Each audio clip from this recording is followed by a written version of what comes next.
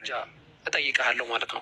ኖርማሊ እንደዚህ አይነት ነገሮች ተሸፍተው እንዲታለፉ እኛ ሙስሊሞች አንፈቅድም። በሙስሊም ቤት የኦቶማን ኢምፓየር የአይሁድ ተላላኪዎች ናቸው ላልኩ መጀመሪያ ማስረጃ አቅርብ። ሂስቶሪካል ባክግራውንድ ያለው ማስረጃ አቅርብ። ካሌለ ጸጥ ብለሽ ይቅርታ ጠይቀህ አለፍ። ይቅርታ ለምን ይቅርታ እንዴ? እኔ እኮ ሃይማኖታችሁን አንቆሻችሁ እንደው ማስረጃ አቅርብ።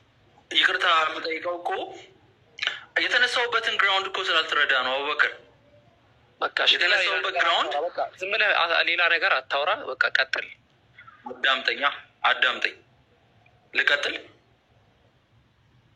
አዎ በመሃል ሌላ ነገር ውስጥ ነው የሚያስገባ ነገር ለመስራት ሞክር። ያነሳው ይኸውልህ አይደለም። አዳምጠኝ አቡበከር፣ ያዳምጥከኝ ነው። ልቀጥል። ይሄን ነገር ያነሳሁት ከሲምቦሎጂ አንፃር ነው። የባለ ሁለት አንገት ንስርን እኔ እንደምረዳው የኢስላም ኢምፓየሩም የክርስቲያን ኢምፓየሩም ይጠቀምበታል። ያ ማለት ሁለቱም የተለያየ ነገር አላቸው ለማለት ሳይሆን አንደርስታንዲንጉ ባለ ሁለት አንገት ንስር ጠላትን በሁሉም አቅጣጫ ለመረዳት ለሚያይ ነው። ንስር በተፈጥሮ 360 ዲግሪ ያያል ተብሎ ስለሚታሰብ ንስርን ክርስቲያኑም ሙስሊም ኢምፓየሩም ይጠቀምበታል ለማለት ነው እንጂ ይሄ ከማንቆሸሽ ከምናምን አይደለም። ዋና ኮንሴፕት ምንድነው? 360 ዲግሪ ያያል። አስጨርሰኝ ንስር ያያል። አስጨርሰኝ ንስር ያያል ነው። አስጨርሰኝ አሁን ሌላ ነገር ታነግባ ከቅድም ጀምሮ እየሰራው ንስር ያያል 360 ዲግሪ። አንደርስታንዲንጉ እንደዛ ነው። ከወጀብ በላይ ከፍ ብሎ ይበራል። ይሄ ባዮሎጂካል ናቹራል አንደርስታንዲንጉ እንደዛ አይደለም። ቆይ ላስረዳ። አንደርስታንዲንጉ እንደዛ አይደለም። ንስር ስለ ንስር አንግባ። ስለ ንስር አይደለም እያወራን ያለ ነው፣ ስለ ሃይማኖት ነው። ልጨርስ። ይሄን ያነሳው ምክንያት እሺ በቃ ተሳስቻለሁ። በቃ ተሳስቻለሁ። ልመንልሽ አክሴፕት አደረኩኝ። ተሳስቻለሁኝ። ይሄን ያነሳውት ለምንድን ነው?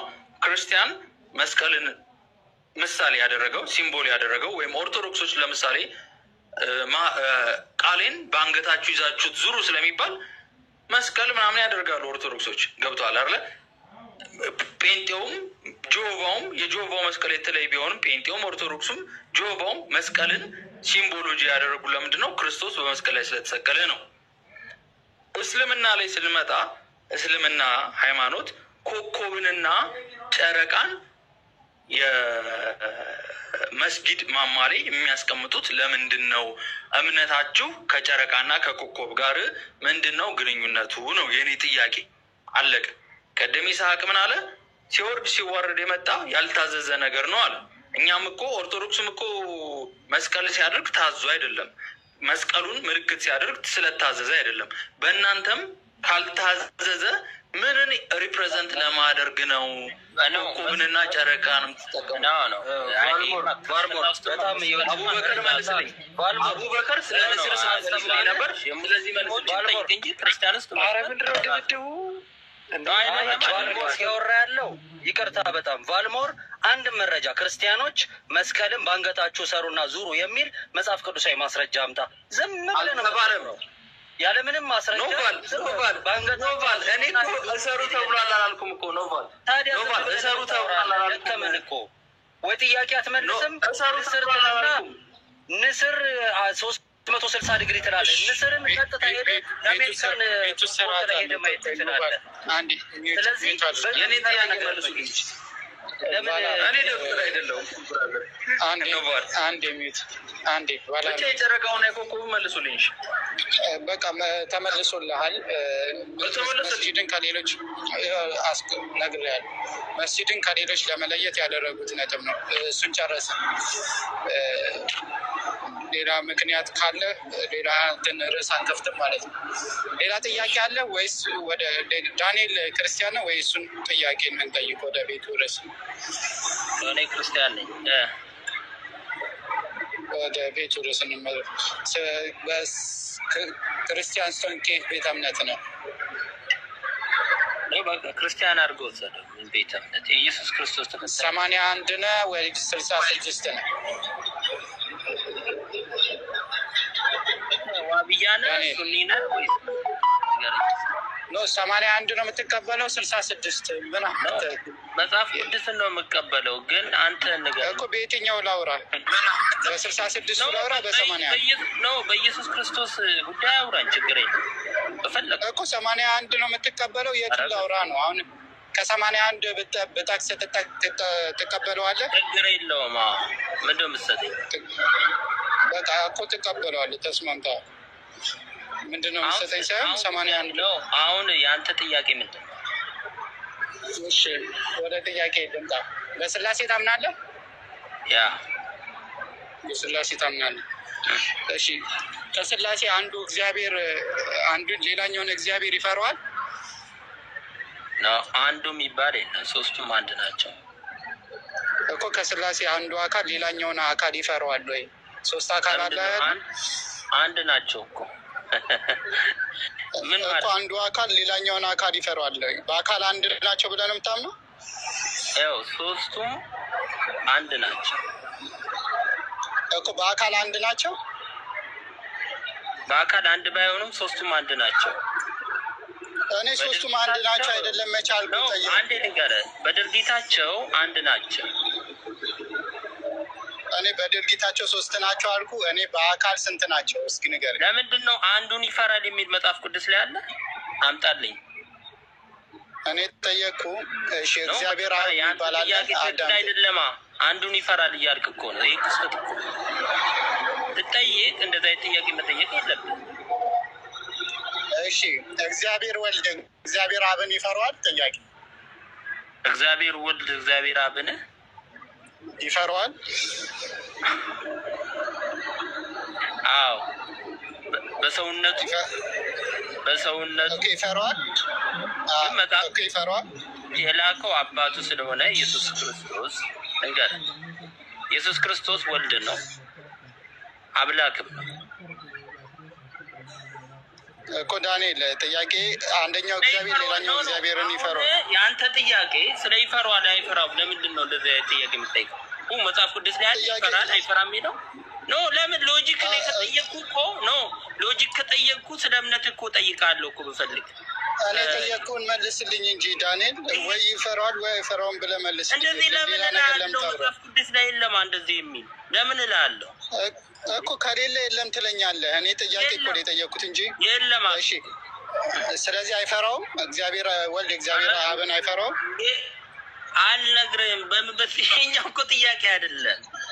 ለምንድን ነው ጥያቄ ለምታመጣው እኮ መልስ ጥያቄ ካልሆነ ከፈራኸው መልስ የለኝም ለፈይ ማለት ትችላለህ።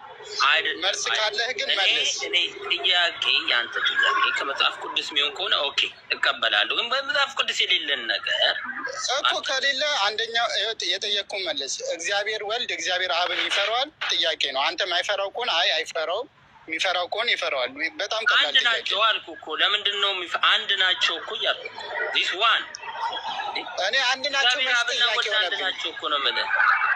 እኔ እሱን መች ጠየቅኩ? እኔ ጥያቄ እኮ እንዴ አንድ አካል እንዴት ራሱን ይፈራል? አንድ ናቸው። ስለዚህ አይፈራውም። አንድ ናቸው ወይ ጥያቄ አንድ ናቸው። እሺ አንድ ናቸው። እሺ ሉቃስ 6:12 ላይ ሲያመልክ ሌሊቱን ሙሉ ሲጸልይ የነበረው አብም ወልድም ነው? አብን ነው። አይ ሲጸልይ የነበረው አንድ ናቸው ብለኛል። ቆይ አንድ ናቸው ብለኛል። ማስረጃ አንድ መሆኑን እሰጣለሁ ከፈለግ ነው። አሁን ጥያቄ አንድ ናቸው ስላልከኝ አዳም ያንን ማስረጃ እሰጣለሁ እኮ አልኩ። አዳምጠኝ አልኩ። አንድ ናቸው ካልከኝ ሁለቱም ነበር ወይ ሲጸልዩ የነበሩት? በሰውነቱ ጸሎት አድርጓል። ማን የጸለየው? ኢየሱስ እኮ። እግዚአብሔር ወልድ ነው የጸለየው? ያ ወልድ ጸልዮአል።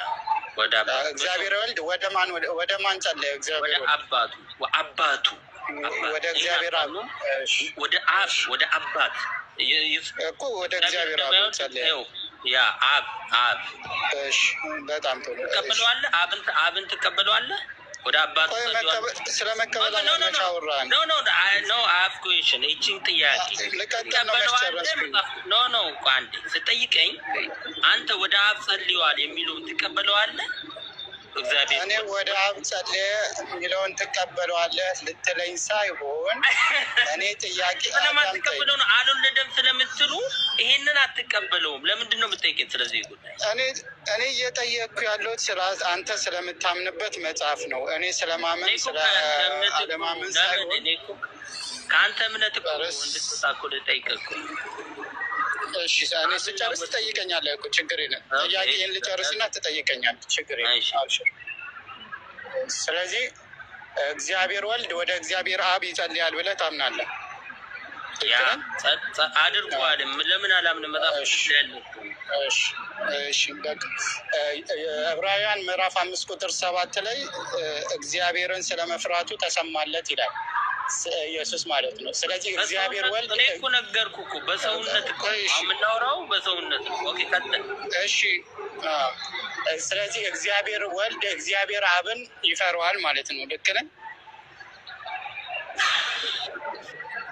እዚህ እኮ ጥያቄ አይደለም። ለምንድን ነው ይፈራል አይፈራም? ይሄ አይደለም። አሁን ጥያቄ ምንድን ነው? ያንተ ግባስ ጥያቄን ጠየቅኩ። እሺ በወልድና ቆይ አንተ ጥያቄ ነው የጠየቀው። በወልድና በአብ ታምናለህ? አላህ ለምን ትጠይቃለህ? ልጠይቅ አንተ አሁን ስለ መጽሐፍ ቅዱስ ላይ እየጠይቀኛለሁ። እኔም እኮ ልጠይቅህ እየጠየቁ ልጠይቅ ይባላል እንዴ? ኖ አይደለም። አንተ ስለ መፍራት ስለ እንትን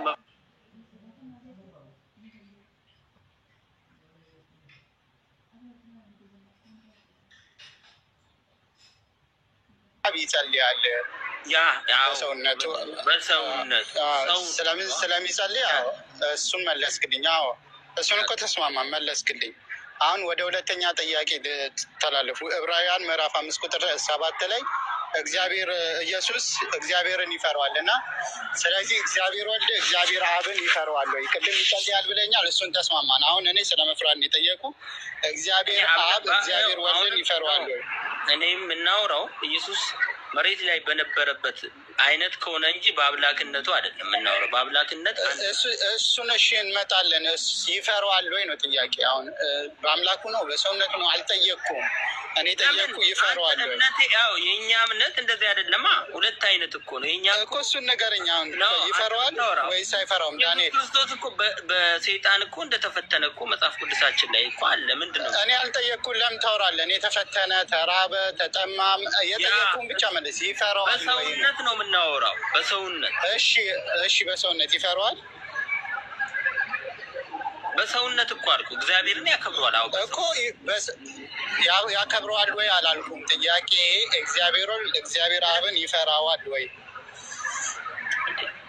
ለምንድን ነው አሁን ነቢዩ መሐመድ አላህን ይፈራዋል? ለምን እኔ ጠቅሼ ነው ያመጣሁት።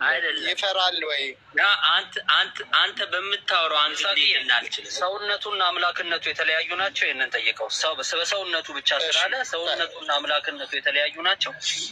እመጣለሁ እሱ ላይ አንዴ መፍራቱን ይመልስልኝ ብዬ ነው። መጽሐፍ ቅዱስን ሳይክደው ስለ መፍራት የሚናገረውን ልክ መጸለዩን እንዳመነልኝ አሁን መፍራቱንም እንዲያምንልኝ ስለፈለግኩ እግዚአብሔር ወልድ እግዚአብሔር አብን ይፈራዋል። መጽሐፉ ላይ በተጠቀሰው መሰረት እኔ ጥያቄ ልጠይቅ። አብና ወልድ አንድ እንደሆኑ መጽሐፍ ቅዱስ ላይ እንዳለ ታውቃለህ? እኔ አንድ ናቸው ሁለት ናቸው አይደለም ጥያቄ። ኖ አንድ ናቸው ታምናለህ ነው ማለት። አብና ወልድ አንድ የመጨረሻ ጥያቄ ጠይቅህና የመጨረሻውን ጠይቅህና ወደ ሌላ ጥያቄ ይሄዳል። ካልመለስከው ተወዋለሁ ማለት ነው። ተመልካች ተወዋለሁ። እግዚአብሔር ወልድ እሺ ተውኩት ማለት ነው። ማርያም ያረገዘችው እና የወለደችው አብን ነው ወልድን? ስለዚህ ማርያም አንዱ አምላክን ወልዳለች ብለህ ታምናለህ? አንዱ አምላክ ማለት ምንድን ነው? አንዱ አምላክን ወልዳለች ብለህ ታምናለህ? ያ ማርያም ያልወለደችው አምላክ አለ? አይመስልኝም። ምንድን ነው ጥያቄ ነው? ማርያም ያልወለደችው አምላክ አለ ወይ? ምን ማለት ነው? ማርያም የወለደችው አምላክ አለ አልከኝ። ሌላኛው ጥያቄ ደግሞ ማርያም የወለደችው ወልደዋለች። ታዲያ ምንድን ነው ያልወለደችው አምላክ አለ ወይ? ሌላ አምላክ እኮ የለንም እኮ ሶስቱም አንድ ስለሆኑ ሌላ አምላክ እኛ። ስለዚህ ሶስቱንም ወልዳለች። ኖ ይኸው ልንገር፣ መለኮታዊ ነው። ይኸው መለኮታዊ የሚባል እናንተ አታምኑበትም፣ እኛ ደግሞ ያን እናምናለን። መለኮት ማለት አንድም ሶስት የሚለውን ያንን እናምንበታል። ኢየሱስ ክርስቶስ እኮ ማርያም ሶስቱንም የወለደችው ነው። አንዴ እግዚአብሔር በተፈለገበት ቦታ መገኘት ይችላል። ገባ? በተፈለገ እኔ በምን የት መገኘት ይችላል? መች ጠየቅኩ ነው። ይሄን ነው እኔ የጠየቅኩ ጥያቄ ነው እንጂ መመልስ አንተ በምትጠይቀኝ አይደለም። ገባ? ለምን እኔ መጠየቅህን ካልመለስክ እዚህ መቆየት አይጠበቅብህም። ኖ ልትሸነፍ ነው። ልጠይቅህ እኮ ነው። አዮ ስለምትፈራ ይሄ ከኔ ጋር ያውራ ከኔ ጋር ኖቫል አንድ ከኔ ጋር እሺ። አንድ ዳንኤል ያልወለደችው እግዚአብሔር አለ ማርያም፣ እሱን መልስልኝ። ይሄ ጥያቄ አይደለም። ይሄ እኮ ጥያቄ አይደለም። ምንድነው ጥያቄ ነው? እኔ ጥያቄ ፈጠረብኝ። ማርያም ያልወለደችው እግዚአብሔር አለ ወይ? ጭንቅላት ውስጥ ያለው ለምንድን ነው እንትን የምትለው? ያንተ የጠየቅኩህን መልስልኝ። ኖርማል ነው። ይሄ ጥያቄ ሊሆን አይችልም። ዳኒ ማርያም ያልወለደችው እግዚአብሔር አለ ላይ ማውራት እንችላለን። ዳኒ ማርያም ያልወለደችው እግዚአብሔር አለ? ማርያም እኮ በሰውነቱ ኢየሱስ ክርስቶስ ወልዳለች። እኔ ጠየቅኩ ጥያቄ ማርያም ያልወለደችው እግዚአብሔር አለ ወይ? እኔ ላወራ የምችለው ኢየሱስ አምላክነቱ ላይ ልናወራ ይሄ ጥያቄ አይደለም። አልቀበልም ነው። ገባ እኮ በቃ ማትቀበል ከሆነ ምን ትሰራለህ ታዲያ እዚህ? ኖ ይሄ ጥያቄ አይደለም። የእናንተ የተዘበላችሁ የምትፈጥሩት ጥያቄ አንድ ክርስቲያን ገብቶ የሚዘበዝበው አይደለም እኮ መልስ ነው። ታዲያ ይሄ መልስ እኮ ጥያቄ እኮ የጠየቀው መልስ እኮ በቃ ኖ ይሄ ጥያቄ አይደለም። መምህር ነው መሰረው እኮ ሲጀመር እዚህ ቀና ወረድ በዚህ ደነጨቃጨቅ እኮ አይደለም የተቀመጥነው። ይሄ ጥያቄ አይደለም ይላል። መልስ ነው ታዲያ ያስቀመጠልን አይነት ሰው ነው ፈጣሪ። እሺ ያ ክርስቲያን ካለ ይገባና ትቀጥላለህ። ይሄ ጥያቄ አይደለም። አስቂኝ ናቸው አለ። እሺ ሌላ ክርስቲያን ካለ ገስት ይላክና ትቀጥላለህ።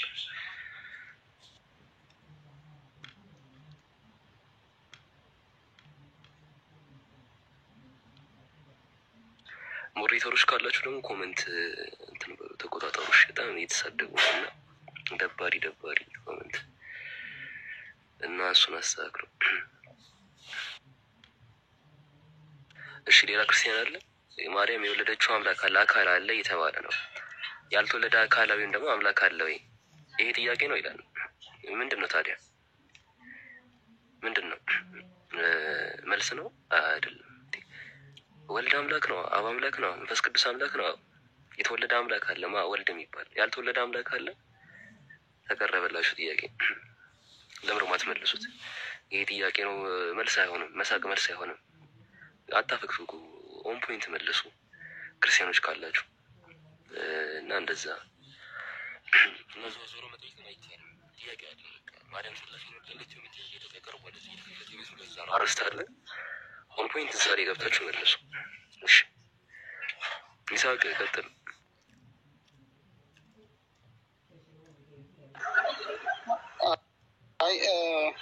ክርስቲያኖች ካላችሁ ገስት ገብተ ልካችሁ ጥያቄም ያለው በነገራችን ላይ መግባት ይችላል። ኡስታዞችም አሉ፣ ወንድሞችም አሉ። ጥያቄም ያለው ሰው መግባት ይችላል። ግን አንድ ሰው አምላክህ በስጋ እግዚአብሔር ተወልዷል ወይ ስትለው አይ ተወልዷል ወይ አልተወለደም ማለት የማይችል ከሆነ በእምነቱ ያፍራል እንደማለት ነው። በእምነቱ ያፍራል ወይ ደግሞ አይተማመንበትም ማለት ነው። እምነቱ ላይ ያለው እንትን የተረጋገጠ ነገር አይደለም የሚል ነው። እሱን ነው የምንረዳው። ቢሾፕ ገብተዋል። አሁን ለሌላ ሰው ድል ልስጥ። አንዳችሁ ከብቶ ይሻል ቢሾፕን አውሩት። አንተ ጥያቄን አልጨረስክም። እሱን ላውራውና ጥያቄ ወይ እንትን ይበሉና ለመጀመሪያ ቢሾፕ አለ አሉ ያልስማ ይሰማል። ከየት ቤተ እምነት ነው? ያው ከኦርቶዶክስ ነኝ፣ ግን ጥያቄ ልመልስ ነው። ጥያቄ ካላችሁ ስላልክ ነው አሁን የገቡት። እሺ ልመልስ ነው የገባው? ኖ ልጠይቅ ነው የገቡት። እሺ ጥያቄ ነበረን ትመልስልናለህ? መጀመሪያ ትጠይቃለህ ግን በድረስ ላይ መመለስ አልችልም እኔ።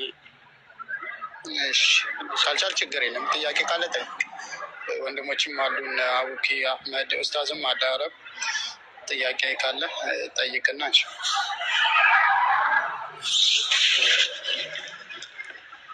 ሱራ 3:45 ስለ መሲሁ የሚነገር ነገሮች አሉ። ድምጼ ይሰማል አይደል? ይሰማል።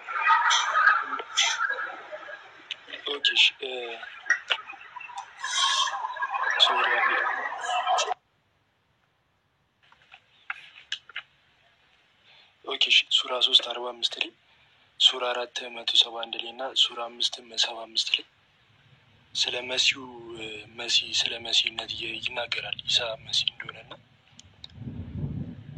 መሲህ ምንድን ነው ኮንቴክስቱ? አሁን ለምሳሌ በእኛ የተቀባ ምናምን ነገር መጽሐፍ ቅዱስም ዲፌን ያደርጓልና በእናንተ ደግሞ ቁርአን ድምፅህን ከፍ አድርገው። እሺ እንትን አይልም። ኡስታዝ አረብ አለህ? ኡስታዝን ላስቀድሞ ሌሎቻችሁን ተለያዛችሁ። ኡስታዝ አረብ አለህ?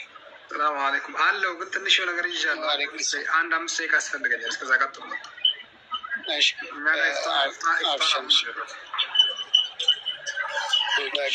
አህመድ ወይ አወቀፍ ትቀጥላላችሁ። በደንብ አዳምጡት እና ቢሾፕ ደግሞ ድምፅህን ከፍ አድርገው። በጣም እንትን ብላል። ከፍ አድርገው እስኪ እንትን ሰማ ቀጥላለሁ። በእንደዚህ አይነት ቫይብ አሁን ይሰማል ብዬ ተስፋ አደርጋለሁ። ጥያቄን ልድገምላችሁና ስለ መሲሁ ሱራ 3:45 ላይ ሱራ 4:171 ላይ እና ሱራ 5:75 ላይ ስለ ኢሳ መሲህነት ይነገራል እና የመሲህነት ኮንቴክስቹዋል ቁርአኑ እንዴት ያብራረዋል? ጥያቄ ከገባችሁ ማለት ነው ወይስ ሌላ ኮሜንተሪዎችን ተጠቅመን ነው ይህንን ነገር የምንፈታው? ከሆነስ ይህንን ነገር ለመፍታት የትኛው ኮሜንተሪ ነው ብንጠቀም አሬስ ብታደርጉኝና ያው ቼክአውት ለማድረግ እንዲመች ማለት ነው። ጥያቄ ክሊር ይሆናል ብዬ አስባለሁ። ይሄ ነው ጥያቄ። መሲህ የሚለው ቃል ከቃሉ አንጻር መሰሓ ከሚለው ነው የመጣው። ዳበሰ ወይም ቀባ ከሚለው ነው የመጣው። የተቀባ የተዳበሰ። ኮንቴክስቹዋሊ ደግሞ በአረብኛ ኮንቴክስት የተመረጠ የተባረከ የሚለውንም ትርጉም ይይዛል። የተቀባ የሚለውን ብቻም ትርጉም አይይዝም መሲህ የሚለውና ሶያ ነው። መሲህ የሚለውን በሙዓረብ ያደረጉትና ደግሞ አረባይዝድ ያደረጉትና በማሸኽ በሚለውም እንደተደረገ በዛ ያምኑና የተቀባ በሚል ኮንቴክስትም የሚፈቱበት አውድ አለ። ሆኖም የተመረጠ የተባረከም በሚል ትርጉም ይያዛል። ብዙ የዑለሞች ፍቺ አለ ከቋንቋ አንጻር። አንደኛ ኢየሱስ መሲህ የተባለበት ምክንያት አላህ እሱን እንዳብሶት ከኃጢአት ስላነጻው ነው የሚልም አለ። ኢነላህ መስሐቱ ፈጠሐረሁ ሚነ ዙኑብ ነው ምናምን እንደዛ የሚል አፈታት አለ። ሌላኛው ደግሞ ስለተቀባ ነው፣ በበረከት ስለተራበሰ ነው የሚልም አፈታት አለ። ሌላኛው ደግሞ እሱ ህመምተኞችን በመዳበስ ስለሚፈውስም ነው የሚልም ደግሞ አመለካከት አለ። ሆነም ቀረ ያው መሲህ የሚለው ቃል ከአፈታት ከማዕረግ አንጻር ጀምሁር ዑለማ የተቀመጠው ምንድን ነው? በአላህ ፍቃድ በተለያዩ በሽታዎች ላይ በመዳበስ ወታል መሰሓ ማለት መሲህ ሲባል መሰሓ ዳበሰ ቀባ ማለት ነውና በመዳበስ የተለያዩ በሽታዎቻቸውን ስለሚፈውስ በዛ ምክንያት መሲህ ተብሎ ተገልጿል። ገብቷል። ሱረቱል ኢምራን ምዕራፍ 3:49 ላይ ስትመለከተው ኢብኑ ባዝ ያብራሩበት ከዛ ጋር አያይዘው ሙራድ ዶራብ የተባለ ኪታባቸው ላይ ያስቀምጠዋል እና የአላህ ሰላዋት ወይም ደግሞ በረከቱ እና አሪስ ብታደርገኝና ጆርናል ባደረገው ደስ ይለኛል። አልገባኝም። ማወራ አልገባህ? አይ ጆርናል ባደረገው ደስ ይለኛል። ምንጩን ነው የምልህ በተረጋጋ መንፈስ ነው። ኦኬ ላሽ አወጣልሃለሁ። ሀሳቡን ልንገርህና አወጣልሃለሁ። እሺ አሁን መውጣት ሰላም አለይኩም ወራህመቱላሂ ወበረካቱ። ዋሌኩም ሰላም ወራህመቱላሂ ወበረካቱ። እሺ ኡስታዝ መልሱ ኦልሬዲ ተመልሶለታል። ለመልሱ ሳይሆን አንተ የተናገርካቸው ጀዛከላሁ ኸይር ሀሳቡን አንተ ጠቅለል አድርገህ ነው እንትን ያደረክለት። እንግሊዝኛ ማንበብ ትችላለህ ወንድማችን?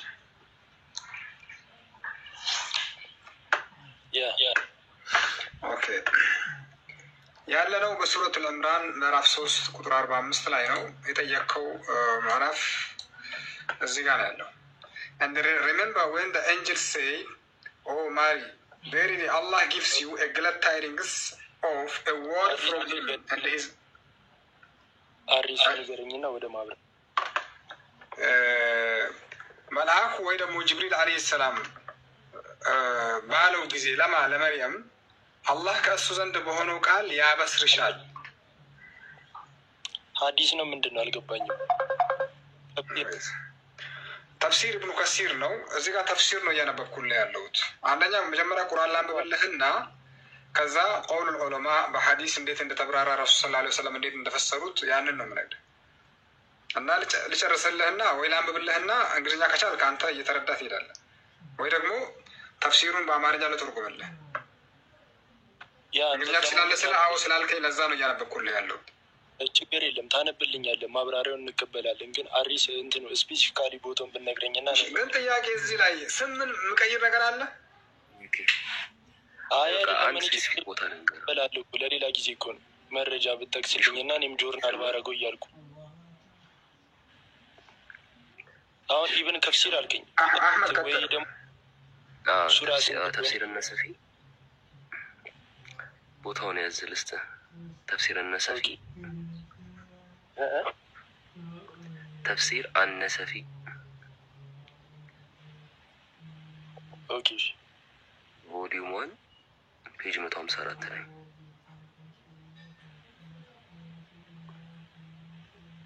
ኦኬ ቴንክ ዩ። ዛሬ ማብራሪያውን አልመሲ አሁን ልንገርሽ፣ ዛሬ የተቀመጠውን ነገር ልንገርህ፣ ኮት ላድርግልህ።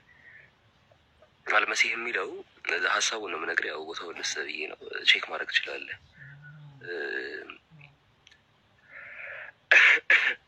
ሶሪ አልመሲህ የሚለው አንድ ከአክብሮት ማድረግ ነው። እንግዲህ እንደነገርኩ መሰሐብ የሚለው የተባረከ የተመረጠ ምናምን የሚል ፍቺ ያለው እና ከዛ አንጻር ከዛ ማድረጎች አንዱ ነው። ልክ ሳሊቅ ፋሩቅ እንደሚባለው ነው ያስቀምጣል። ከዛ መሰረቱ ደግሞ አረባይዝድ የሆነ ሙዓረብ ሆኖ የመጣ ነው። ማሸህ ከሚለው ዕብራይስጥ ቃል የመጣ ነው። ትርጓሜ ደግሞ የተባረከ ነው። መባረኩ በምንድን ነው ደግሞ ላይክ የውራንን እየዳበሰ ምናምን ከማዳኑ አንጻር ነው። በመዳበስ በመግባባት እንደዛ የሚያደን ስለነበረ ከዛ አንጻር ሰጥቶታል የሚል ፍቺ አለ። የተባረከ የተመረጠ መሆኑን የሚያሳይ የማዕረግ ስም ነው ለሱ የተሰጠው። ያ ነው። ለምሳሌ ያህል ካየኸው ኢሳይያስ 45:1 ላይ እግዚአብሔር ለቀባሁት አሕዛብን በፊቱ አስገዛ ዘንድ የነገሥታትን ወገብ ፈታ ዘንድ በሮችም እንዳይዘጉ መዝጊያዎችን በፊቱ ከፍት ዘንድ ቀኝ እጁን ለያሱት ለቂሮስ እንዲህ ይላል አይደለ? ቂሮስን እዛ ጋር ለቀባሁት ወይ በማሸህ መሲሁ እያለ ነው የሚገልጸው እና ቱሂዛን ነው ይትድ እያለ ያስቀምጣል። እና ቄርሎስ ዘአሌክሳንድሪያ በዚህ ጥቅስ ላይ መሲህ እንደተባለ ከገለጸ በኋላ እዛ ጋር የተባለው ስለተመረጠ ነው ብሎ አስቀምጦታል። ኤንሸንት ክርስቲያን ኮመንታሪ ኦን ስክሪፕቸር የተባለ መጽሐፍ ላይ ፔጅ 71 ላይ አስቀምጦታል። እና ከመመረጥም አንጻር መሲህ ተብሎ የሚለውን ቃል ትጠቀማለ። ገብቷል። ኢሳ አለይሂ ሰላምም ልክ እንደዚህ የተቀባ የተመረጠ የተባረከም ስለነበረ በዚህ በሶስቱ ዑለሞች አፈታት በዚህ ተብራርቷል። ግልጽ ነው። ያ ባይብሊካሊ ኤቪደንሱን ከሆነ በባይብሉ ራሱ እንትኑን አስቀምጦታል ዴፊኒሽን ሆነና አሁን ቁርአን ሲመጣ ነው ትንሽ ወደ ሙፈሲሮችም ወይም ደግሞ ምናምን ነገር ውስጥ መግባት የሚጠይቀው። አሁን ባይብሊካል ዲፊኒሽን ምንድን ነው? ባይብሊካል ዲፊኒሽን ምንድን ነው? ኢሳይያስ 45:1 ኦኬ ለምሳሌ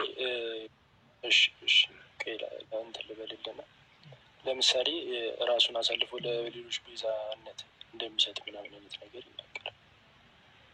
እሱ የክርስቶስ ነው። አሁን እዚህ ቂሮስ እዚህ ጋር መሲህ ሲባል ከምን አንጻር ነው? እዚህ ጋር ኢሳይያስ 45:1 ላይ ኢሳይያስ 45:1 ላይ ቂሮስ መሲህ ተብሏል። እዚህ ጋር ለምንድን ነው መሲህ የተባለው? ራሱን አሳልፎ ቤዛ ስለሚሰጥ ነው። ቂሮስ የመርህ ነው። ቂሮስ ናልከኝ መሲ ናልከኝ ቂሮስ መሲህ ተብሏል። በዚህ መጽሐፍ ቅዱስ ላይ መሲህ ኢየሱስ ክርስቶስ ብቻ አይደለም፣ ብዙ መሲሆች አሉ እና ከእነዛ መካከል አንዱ ቂሮስ ነው።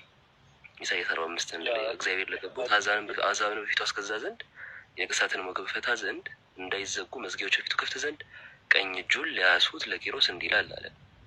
ለቀባሁት ሲል መሲህ ላደረግኩት እያለ ነው እንግሊዝኛ ያስቀምጠው። ግሪኩንም ዕብራይስጡንም ብትመለከተው ማሻህና መሲህ ብሎ ነው ያስቀምጠው። እና ለምንድነው መሲህ የተባለው ቂሮስ? በብብል ያስቀመጠው ነገር አለ። እስቲ አዲስ አይዲያ ነው። ኮሜንታሪ ምናምን ባክቴስት አድርጌ እንትን እልልሃለሁ። እሱ ኮሜንታሪ ጄሮም ሲያብራራ የተመረጠ ስለሆነ ነው ብሎ አስቀምጦታል። ጄሮም ማን ነው? ቄርሎስ ዘአሌክሳንድሪያ። መመረጥንም መባረክንም በዚህ ሊያመለክት ይችላል። አዳኝነት ሁልጊዜ ሊያመለክት አይችልም። ልፈልጌ ነው ችግር ነው። ኤኒዌይስ እዚህ የቤቱ አርስት ላይ መልስ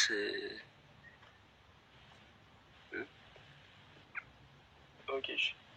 ያው እንደ ባይብል አስተያየት ከሆነ ሴቪየር ኪንግ ኦፍ እንደገና ደግሞ ሰን ኦፍ ጋድ ምናምን የሚባሉ ዩቶች አሉ ለመሲ ሲሆን ማለት ነው። ለቁርአን ሲሆን ደግሞ እንደዛ ይሆን። ብዙ መሲህ አለ፣ ብዙ መሲህ አለ። ቢሾፕ ብዙ መሲህ አለ። መጽሐፍ ቅዱስ በጣም ብዙ መሲህ አለ። መሲህ ሲባል ላይክ እንደነገርኩ ነው፣ የተቀባ ማለት ነው። የተመረጠ የሚልም አለ። የመጽሐፍ ቅዱስ መዝገበ ቃላትን መመልከት ትችላለህ። እና መሲህ ሲባል እንደዛ ነው። ነገስታትም ሲጠቀሙበት እንደነበር አንደኛ ሳሙኤል ምናምን ጠቅሶ የመጽሐፍ ቅዱስ መዝገበ ቃል ያብራራዋል። እና ሶሪ እና ያንን ቼክ ማድረግ ትችላለህ። እሱ ያ ነው። እሱ ከነዛ መሲሆች መካከል ነው አንዱ ክርስቶስ። ስለዚህ ለክርስቶስ የሰው ልጅ እንደሚለው የሆነ ለየት ያለ ነገር ለሱ የተሰጠው አይደለም። መሲህ የሚለው ብዙ መሲሆች ነበሩ መጽሐፍ ቅዱስ ላይ እና ኢሳይያስ 45 ላይም አንዱ ቂሮስ ከነዛ መካከል ነው። መሲህ ከተባሉት መካከል አንዱ ነው። እዛ ጋር አዳኝነቱን ምናምን መሰቀል፣ ራስ መስጠት ምናምን አያመለክትም። እዛ ጋር ኢሳይያስ 45 ላይ ስትመለከተው መመረጥን ነው ያመለክተው። ልክ እንደዛ ብሎ ከቋንቋ አንጻር መሲህ የሚለው ልክ እንደዚህ የተለያዩ ዲፊኒሽን ሊኖር ይችላሉ። ልፈልጌ ነው። ኢኒስ ወደ አርሳችን እንመለስ። ጥያቄ በዚህ መልኩ ከተስተናገደ ኦኬ። እዚህ ጋር ትንሽ አንድ ነገር ኤክስፒሪየንስ ታደርግልኝና እንጨርሳለን። ችግር የለም። አሁን ለምሳሌ በእስላም አስተያየት ከሆነ አኑን የተደዋኒ እንትን ስለ ዘጁዝዋን የሚባሉ ነገሮች የተቀባ የተመረጠ ምናምን ነገር ዘዋን ሁ ሪተርን አት ዘ ኤንድ ኦፍ ታይምስ ዲፊዝ አንቲክራይስት ደጃለን ምናምን ነገር መጨረሻ ላይ ተመልሶ ነገር እንትን ቤት እንደሚያደርገው የሚነገሩ እይቶች አሉ ከእስልምና አንጻር እና እነዚህን ቁርአኑ ራሱ ዲፌን ነው የሚያደርጋቸው ወይስ በሙፈሲሮች ናቸው ዲፌን የሚደረጉት? አይ ሀዲስ ላይ አስቀምጧል። ራሱ ሰለም ቃል በቃል አስቀምጦታል። ሀዲስ ላይ ስለ መሲሁ ደጃል ሲናገሩ አለ። ሀዲስ ላይ አለ ቃል በቃል። ማውጣት የሚችል ሰው ካለ ያውጣለት፣ ጊዜ ስለሚወስድብኝ ነው አሁን ቁጥሩን ነገር። እሺ ከሀዲሱን አውጥቼ እነግርሃለሁ፣ ግን ሀዲስ ላይ አለ ቃል በቃል። ችግር የለም። ነገ ከነገ ወዲያ ትነግረኛለህ። ግን አሁን መሲ አሁን እሰጥሃለሁ። ነገ ከነገ ወዲያ አሁን እኔ ደቂቃ ምናምን እንዳልፈጅ ነው። እሺ እንጂ አሁን እሰጥሃለሁ። እሱ ችግር የለም። መሲ የሚባለው በአረብኛው ምንድን ነው የሚባለው? አንቲክራይስት ወይም ደግሞ ደጃል የተባለውን አይደለ የፈለግከው? መሲሁ ደጃል በአክሩ ዘማን ላይ ኢሳ ዓለይሂ ሰላም መጥቶ ይገለዋል የተባለው ማለት ነው። ኦኬ ተመልሶ በሚመጣበት ሰዓት ነው ኢሳ መሲህ የሚሆነው ማለት ነው? አይደለም፣ መጀመሪያውኑ መሲህ ነው። የተቀባ የተመረጠ ነው። ግን ያኔም መሲህ ነው። ምንድን ነው ፖይንት? አሁን አይ ቲንክ ወደ አንድ ፖይንት እናምጣውና ሰው አሰልቺ እንዳይሆን ከታችም ሰው ስላለ ቶሎ እንዝጋው። አረስታ አለ እንትን ጥያቄ በቃ ጥያቄና መልስ እናድርገውና መሲህ የሚባለው በአረብኛው ምንድን ነው የሚባለው? መሲህ ማለት የታበሰ የተቀባ የተመረጠ የሚል ትርጉም ነው ያለው። ቃሉ ራሱ ትራንስሌት ሲደረግ መሲህ ማለት የተቀባ፣ እሺ የተቀባ የታሸ ምናምን እንደዛ የታበሰ። ኦኬ ይሄ ተፈስሮ አይደለም የሚመጣው ቃሉ ራሱ እንደዛ ማለት ነው ትርጉም። ኢቲሞሎጂካሊ ሲፈታ እንደዛ ነው። መሳሐ ከሚለው ነው የመጣው። ኦኬ እሺ ለማንኛውም ይበቃናል። ዛሬ ከታች አስቀምጦልሃል። ቲርሚዚ 2244 ላይ አቡኪ አስቀምጦልሃል። ሼክ አድርጎሽ